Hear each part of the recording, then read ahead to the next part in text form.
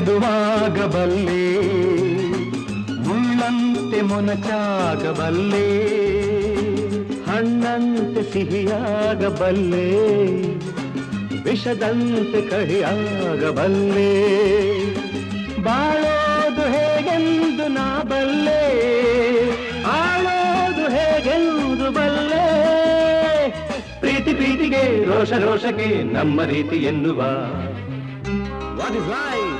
Life is a duty.